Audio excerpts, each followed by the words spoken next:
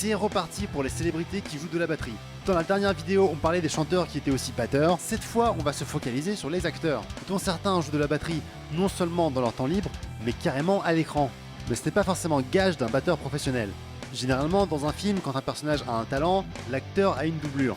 Si vous voyez un gros plan sur les mains d'un pianiste dans un film, ce sont rarement les mains de l'acteur. Et s'il y a des coupures fréquentes, ça cache quelque chose. Les acteurs sont choisis avant tout pour leur capacité à jouer un rôle. Et c'est ça qui compte. Il est rare d'avoir des films comme La couleur de l'argent de Martin Scorsese, avec des prises ininterrompues et des plans assez larges, qui démontrent que Paul Newman et Tom Cruise sont des pros du billard sans triche. Et aujourd'hui, on va voir qui parmi ces acteurs batteurs sont vraiment qualifiés à la batterie. Si vous aimez la vidéo, vous pouvez soutenir la chaîne en vous abonnant, en laissant un like et un commentaire. Merci et bon visionnage.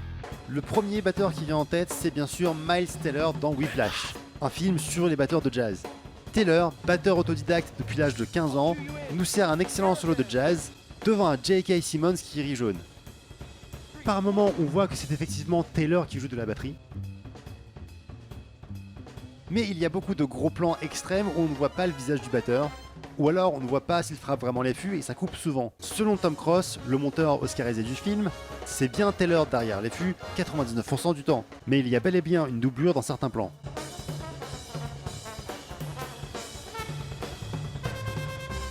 Et Tom a dû lui-même ralentir et accélérer certains passages corsés pour synchroniser le son et les images. Mais en général, il confirme que Teller était plutôt bien en rythme. Teller joue de son instrument depuis l'âge de 15 ans et s'est amélioré pour le film avec l'aide de Nate Lang, qui joue un autre batteur dans le même film. D'autant plus que Teller n'était pas un expert en jazz avant le tournage du film. Comment s'en sort-il sans la magie du cinéma? On vérifie avec cette vidéo.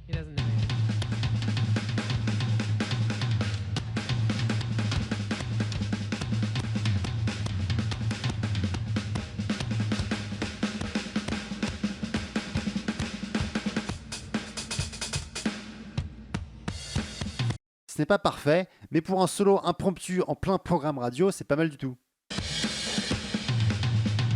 Et si comme Teller vous cherchez à vous améliorer, ou même débuter, je donne des cours de batterie personnalisés en ligne sur Zoom. Mes cours sont structurés selon vos besoins, vos goûts et vos ambitions. Contactez-moi via le lien dans la description.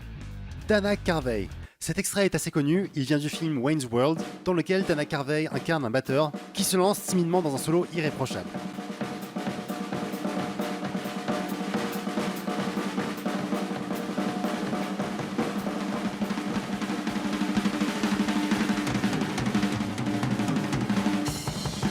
Il est enterré derrière une barrière de fût qui nous bloque la vue.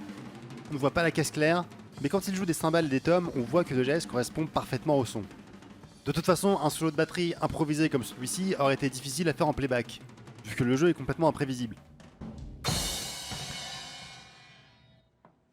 Wow, you're amazing, dude. Thanks.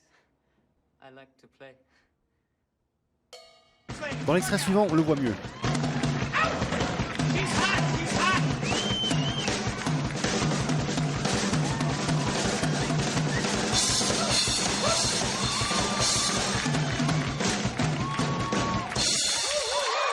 En plein sketch, on lui demande d'aller jouer un petit solo. Could you go up there and jam now? All right. That's all right.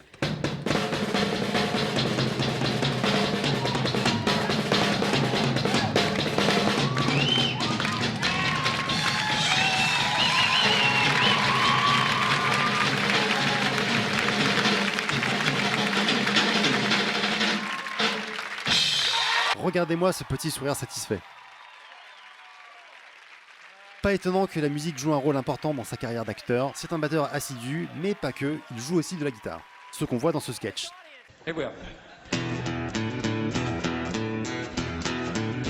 Alison Peel. Je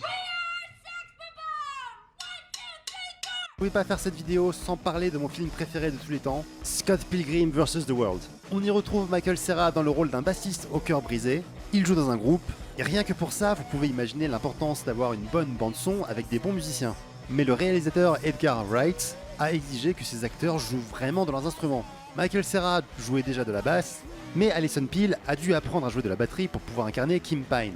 On l'a un peu jetée dans la gueule du loup.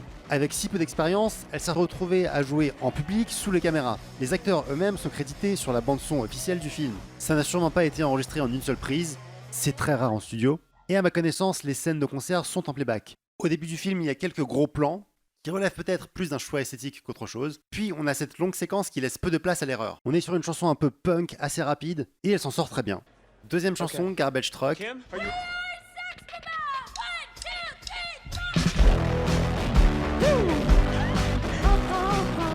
On est sur un rythme shuffle ternaire, ce n'est pas une chanson très difficile, mais ça demande quand même un peu de précision, surtout pour ses coups de Charleston à contre-temps.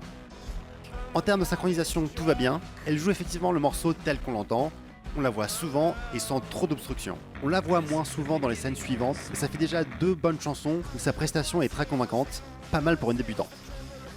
J'ai pas fait exprès, mais ça rime. Christian Bale. Il y a Batman, attention, attention! Bruce Wayne en personne joue de la batterie dans The Big Short avec une reprise de By Demons Be Driven de Pantera.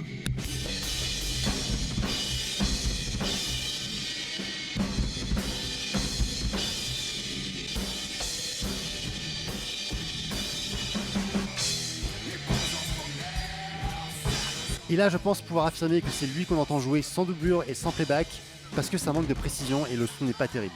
Son geste est très théâtral. Même pour jouer du gros métal comme Pantera, il n'est pas nécessaire de faire des gestes aussi larges. Autant Alison Peel avait un geste très économe pour être crédible en tant que batteuse, autant Christian Bale joue plus sur l'intensité. Son geste est rigide. Il joue un personnage plus qu'il ne joue de la batterie. C'est l'émotion qui domine dans cette scène.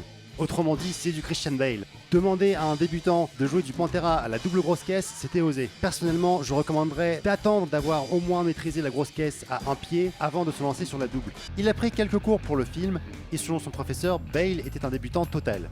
Ils n'ont eu que 6 ou 7 leçons d'une demi-heure à 1 heure, mais l'acteur a pris la tâche très au sérieux. Il paraît même que Christian Bale avait carrément une blessure au genou pendant le tournage de cette scène. Il aurait insisté pour faire la scène lui-même sans doublure. C'est tout pour aujourd'hui. Dites-moi dans les commentaires qui est votre préféré. Dites-moi s'il y en a d'autres que vous aimeriez voir dans une deuxième partie. Vous pouvez soutenir la chaîne en vous abonnant et en laissant un like. Merci et à bientôt.